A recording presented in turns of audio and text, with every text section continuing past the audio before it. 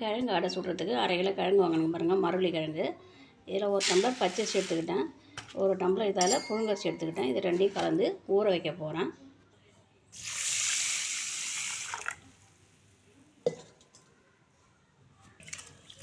கிழங்கு அலம்பி எடுத்து வச்சுக்கணும். அலம்பிட்டு திருப்பி இதுமாதிரி பூ பூரா சீவி வச்சுக்கணும். இது மாதிரி கிழங்க சீவி எடுத்து வச்சுக்கணும் பாருங்கள்.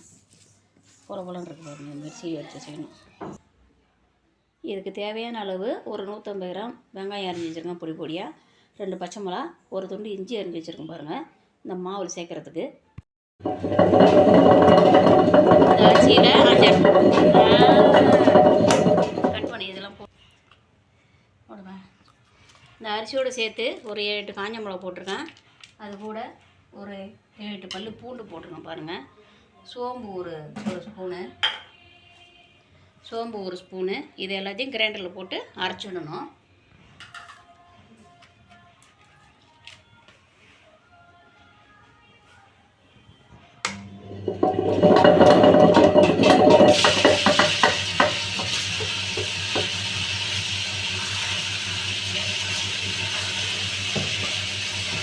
இதை கூடவே அந்த கிழங்கு இது பண்ணி வச்சுருக்கோம் பாருங்கள், தீட்டி வச்சுருக்கோம்ல, இதையும் போட்டு இதில் அரைச்சிடணும்.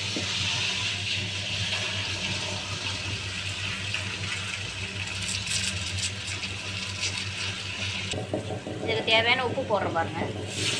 இதை அப்பப்போ இடையில வந்து மாட்டிக்கணும், இப்படி தள்ளி தள்ளி விடணும். ஏன்னா கிழங்கு இல்லையா, அதனால் மாட்டிக்கும். இப்படி தள்ளி தள்ளி விட்டுட்டு அரைச்சிட்டா மிளகா தெரிஞ்சிடும், எல்லாமே இதில் அரைப்பட்டுரும்.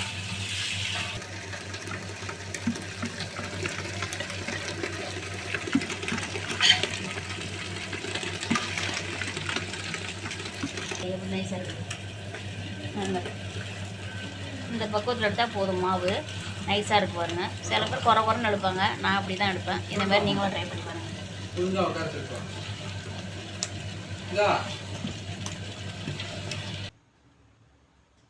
இதில் ஒரு 1/2 ஸ்பூன் மஞ்சள் போட்டுக்கணும். அடுத்தது 1 ஸ்பூன் அளவுக்கு பெருங்காயம் தூள் பாருங்கள் நான் போட்டுக்கிறேன். அதில் இதை அப்படியே கலந்து விட்டுறணும். அப்படியே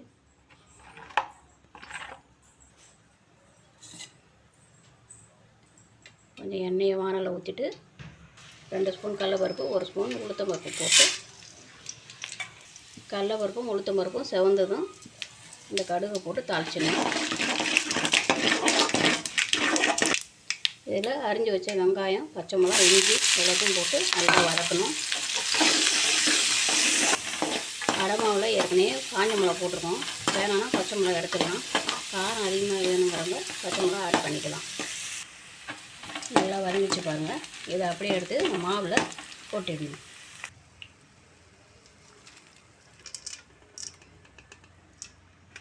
கொட்டிட்டு ஒரு கலந்து விட்டுறணும். அப்படியே கலந்து விட்டாச்சு. இது அடை மாவு ரெடி ஆகிடுச்சு. இதுக்கு நம்ம தனியாக சட்னி ரெடி பண்ணிக்கணும். எப்போவுமே அடைனா தேங்காய் சட்னியும் நல்லாயிருக்கும், சூப்பராக இருக்கும். நான் இன்றைக்கி என்னென்னா வெங்காயம், தக்காளி, பச்சை மிளகாய், இஞ்சி கூட தேங்காய் ஒரு 100 கிராம் பொட்டுக்கடலை போட்டு வதக்க போகிறோம் பாருங்கள். வானலில் எண்ணெயை ஊற்றி இந்த வெங்காயம், தக்காளி, பச்சை மிளகாய், இஞ்சி எல்லாத்தையும் போட்டு நல்லா வதக்கிடணும்.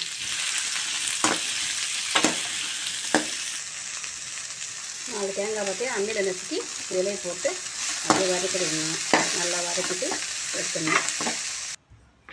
அடை மாவு ஊற்றுறதுக்கு இப்படி தண்ணியாக இருந்தால் மெலிசாக ஊற்றலாம். சில பேர் கட்டியாக எடுப்பாங்க, அது கரண்டுட்டு வரும். அதனால் தண்ணியாக ஊற்றினா நல்லாயிருக்கும். தோசைக்கல்ல தண்ணி எண்ணெய் தடவாமல் ஊற்றிட்டு மேலே எண்ணெய் ஊற்றினா மெலிசாக வரும். சட்னிக்கு வதக்கினது ஆறிடுச்சு பாருங்கள். இதுக்கப்புறம் மிக்சியில் போட்டு தடித்து சட்னி ஆக்க வேண்டியதான்.